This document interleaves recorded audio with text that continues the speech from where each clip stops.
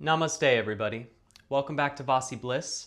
My name is Rum, and today I'm actually really excited because I'm going to be demonstrating and teaching an exercise, a Kriya that is very ancient, and it's been told in the Siddha tradition, specifically from Siddha Bogar. This exercise is one of the most powerful exercises that you can do, and it brings a lot of heat and energy up into the head. So it's best to do on its own, not really around other exercises that heat up the body or bring energy up into the head, because you never want to do too much heating, bring too much heat into the brain. You want to keep it pretty light. So this exercise is incredibly powerful. It can be done every single day, and it helps to build the body's reserve of energy and helps the body to use the prana instead of the breath. So like in Kriya Yoga, as I've mentioned, we want to get to this state of breath suspension, where the prana is what's keeping us alive, is what's feeding the body, where we don't need to eat food, we don't need to drink water, we don't need to breathe. This is a state of absolute bliss, and this is pretty much what samadhi is, what the ancient yogis talk about. So that is the goal. If we get there in this lifetime, if we get there tomorrow, great. But the moment, experiencing the present moment, feeling the energy is also important. We don't want to rush to that because, if you rush to enlightenment, you might see things, you might experience things that you're not ready to experience.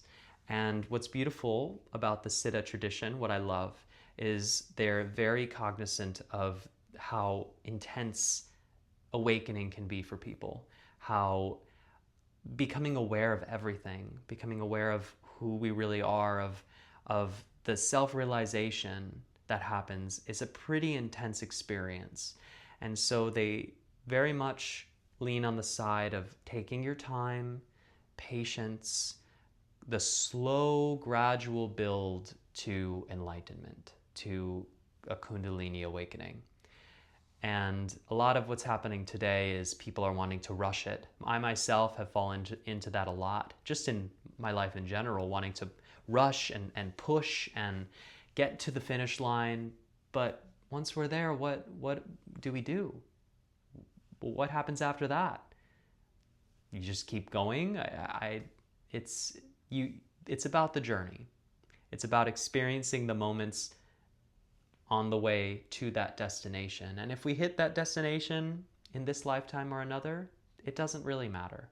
What matters is that we're experiencing the moment, we're enjoying the moment, we're living out this human experience.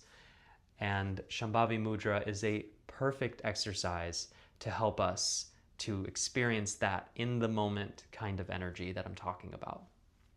So, Shambhavi Mudra. Shambhavi Mudra, it means benevolent, and usually you are looking up here into the third eye with your eyes right at the center.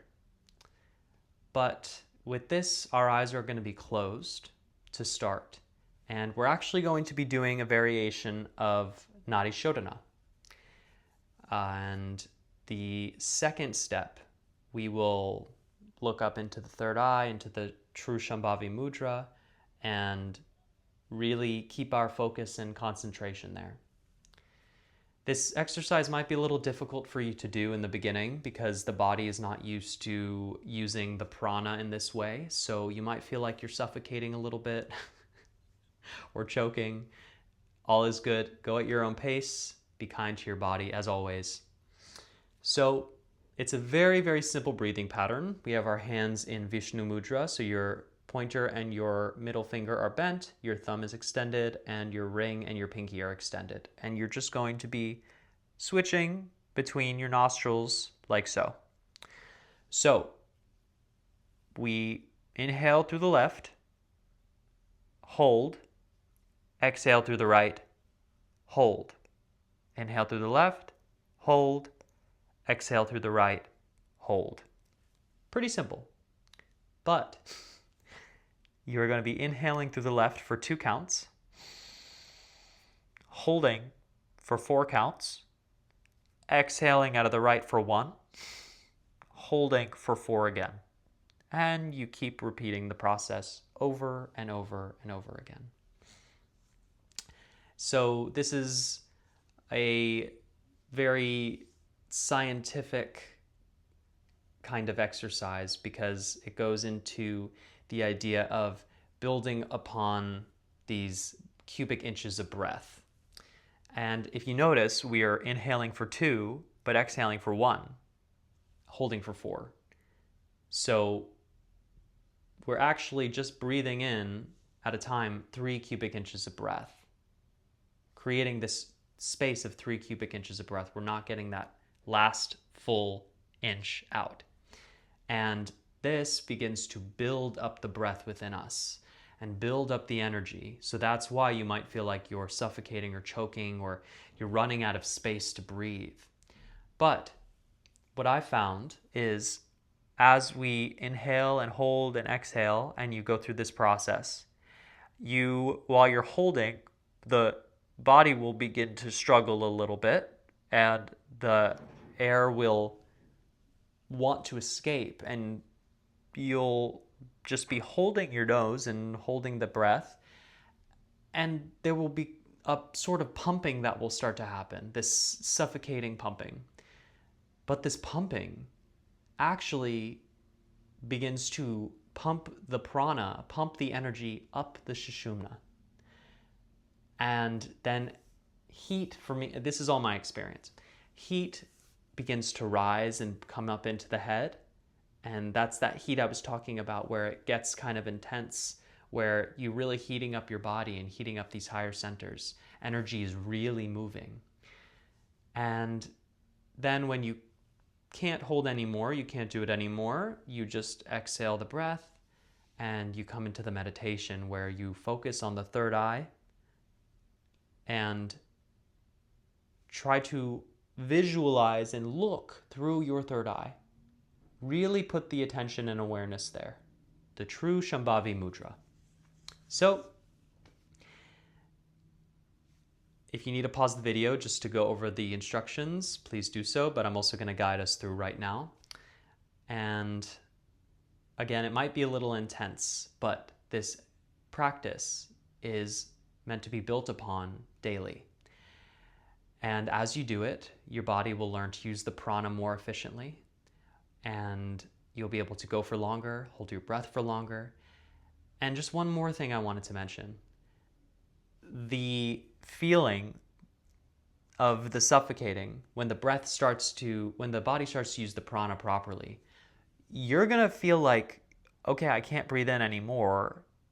And then you'll exhale, and then the body will do that pumping, or the energy will begin to be used properly, like I mentioned. But then you'll have more space to breathe.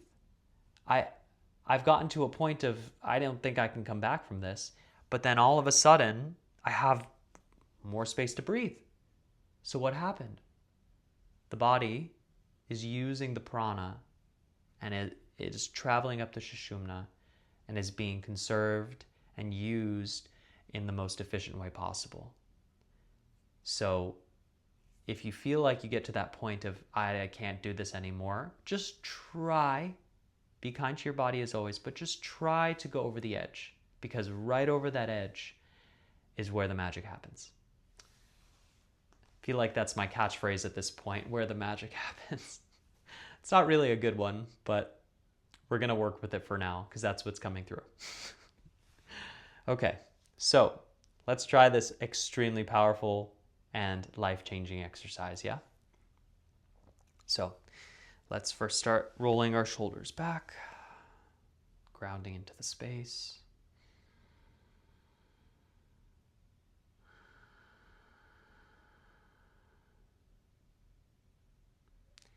And I'm, of course, going to cut it short. I'm not going to go all the way, but I'll try to guide you as much as I can in the breathing. So, Vishnu Mudra, hold your right nostril closed. Breathe all the air out of your left. Inhale for 2 counts. Hold for 4. 1, 2, 3, 4. Exhale for 1. Hold. 1, 2, 3, 4. Inhale for 2 counts on the left. Hold for 4. 1, 2, 3, 4. Exhale for 1. Hold. 1, 2, 3, 4. Inhale for 2. Hold. 1, 2, 3, 4. Exhale for 1. Hold. 1, 2, 3, 4. Inhale for 2. Hold. 1, 2, 3, 4. Exhale for 1. Hold. 1, 2, 3, 4. Inhale for 2. Hold. 1, 2, 3, 4. Exhale for 1. Hold. 1, 2, 3, 4. Let's do the last one. Inhale for 2. Hold. 1, 2, 3, 4. Exhale for 1. Hold. 1, 2, 3, 4. You can take the hands down. And now, Shambhavi Mudra. Look at your third eye with the eyes closed. If you feel strain in the eyes, take a break. But if you can keep the attention on the third eye, do your best to try to open it. Try to really look through the third eye.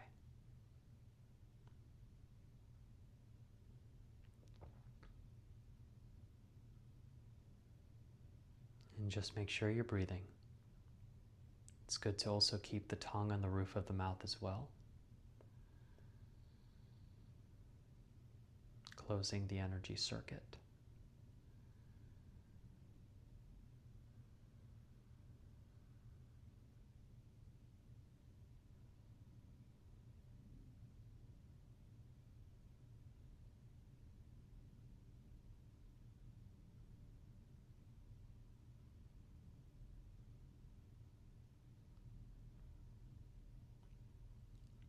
All right. Well, I hope you enjoyed this exercise. I know it's a bit short, but on your own time, I recommend going for as long as you can, as long as you feel comfortable. The energy will rise up into your head. You'll feel a lot of heat. This is all my experience. You might feel something different. You might not feel anything at all. You might be able to go for an hour, and that's great. But if you have any questions, feel free to leave them in the comment section, and I'm happy to respond and help you out with anything that I can. I'm also, of course, practicing this in my own time as well, and still learning to build up this stamina, this energetic stamina with my prana. So I'm along the journey with you, and I'm happy to share my experience and what I've experienced as I have through my practice. But as always, it's good to just be kind to your body, to take it slow. And again, it's very important to not do this before you sleep, to not do this with other intense heating exercises. It's not really good to do this after a full asana practice. Do this on its own. Just find some time. Before lunch is great because your belly is a little empty from breakfast. And just go for it. Just 5 minutes, 10 minutes, however long you can go. But the important thing with this one is build up every day. It can be done every day, 5 minutes. And you'll feel the change. The energy will be used in a very different way. You might even start to get less hungry. You might find that your breath suspends on its own. I don't know. I can only tell you what I've experienced and what is said to be experienced from these practices.